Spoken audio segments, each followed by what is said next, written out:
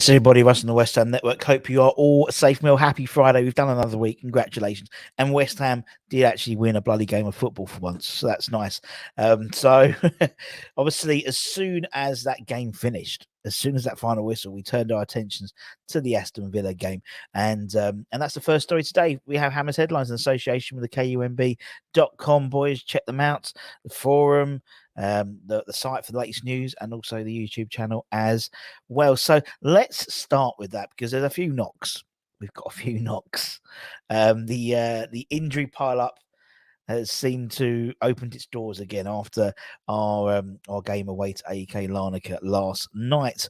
Let's take you through the latest. So both sides have got us and Aston Villa both have a number of injuries going into the game on Sunday, where we'll be doing the match day live and all that type of stuff, the match day mornings and predicted 11s. So make sure you check that out from our side. We could have up as many of 5 players not available. Just running through the list. So look at obviously Lucas Fabianski. We know he's sidelined until after the international break. He's had a cheek and orbital bone. He had an injury. He had a plate surgically implanted there, I think last Thursday. He's been training at Rush Green, and they've given him a return date of after the international break. Obviously, we don't play after Villa. We don't play again in the Premier League until the 2nd of April, the Southampton game, because the Man City game, which was scheduled for next week, has been postponed due to Man City's involvement in the quarterfinals of the FA Cup. Vladimir Coufal, another potential absentee. We know Moyes mentioned in his pre-match press conference, the Larnaca pre-match press conference, he had a platal fasciitis injury that could potentially mean surgery. I mean, he was Moyes was very coy when asked about the time frame, saying, "Look, time will tell." But he's not available for the game. Ben Dearney, who's an injury expert for the Athletic and other publications, he said it could result in surgery, and it could mean that he could, have weeks or months out. Really, it's really difficult to give a definitive timeline because basically it's a loading issue. So you have to ease back and have, treatment in the first instance. If it doesn't respond well, then he would have to go down the surgery route. So we'll see what happens. I'll be surprised if you see him before the international break. That might mean Ben Johnson, for example, gets a run in. Going through the card, let's talk about Lucas Paqueta. Lucas Paqueta, apparently, according to Moyes, felt his calf, which was one of the reasons why apparently he felt his calf when he was doing that run going through on goal. He pulled up a little bit, and that's why his shot was so tame. I thought because he thought he was offside, but it wasn't. Apparently, he pulled his calf slightly, so he's a potential doubt for the Villa game. We've also got Flynn Downs. Flynn Downs apparently has opened up his ankle in one of those challenges in the second half, and he's probably going to get a couple of stitches on that. And then Moyes said in his post-match sort of presser basically that he was a bit worried when he got his booking, so he thought he could make it, and they told him he's already suspended for next week, so he thought he better take his chances and hope he sees it out rather than sort of take him off, which made sense. I could understand that.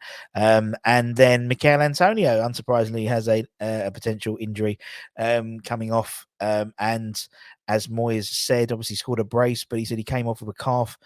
He's feeling his calf as he came off at the 1 hour stage, and obviously was replaced by Gianluca Scamacca. So we could have up to 5 players out potentially.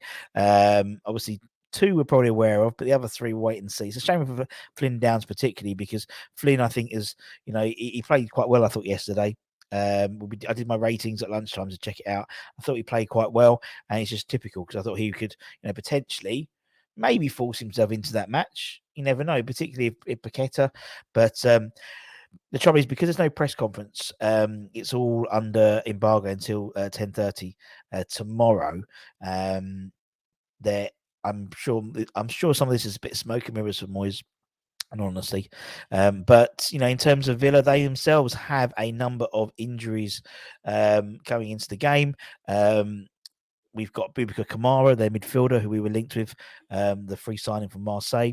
He's been ruled out for a month on the sidelines after their win against Crystal Palace last week. Also missing will be their centre-back Diego Carlos, who we played against when he was at Sevilla. He's been out for most of this season, but he's back in training, but he won't be back until after the international break.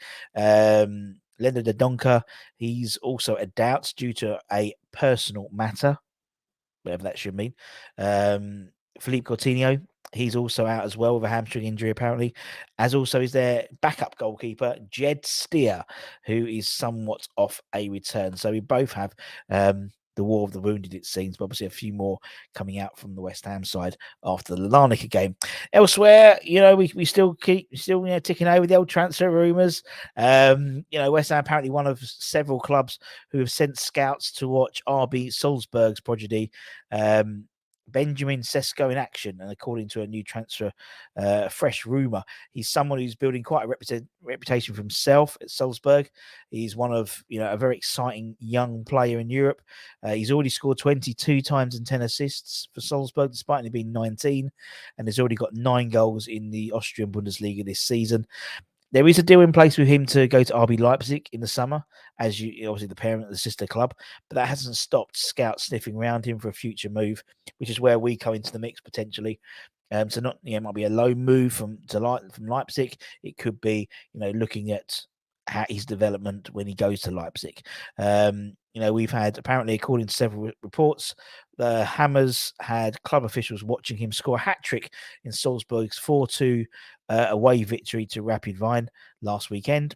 Also, there was apparently scouts from Man United, Spurs, Leicester, Wolves, Leeds, and Inter Milan as well. So, highly sought after player. Obviously, he'll be moving to Salzburg. I think it's around £25 million. It's all a bit dodgy in it with the sister companies and stuff like that, but we'll see. Will be another one off the RB of the Red Bull production line. Another player we've apparently shown interest in is the Roma centre back Roger Ibanez. We're reportedly keen to sign him in the summer transfer window. Obviously, if we're still in the Premier League, that's according to a report from Forza Roma, who claim the Hammers are in line to sign the 24-year-old defender.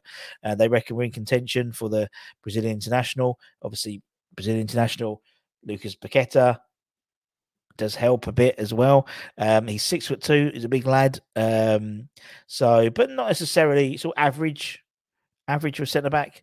I think Ogbonna's 6'3". Slightly more. He's not a Colossus, but he's not a Martinez. He's not a little short ass like me.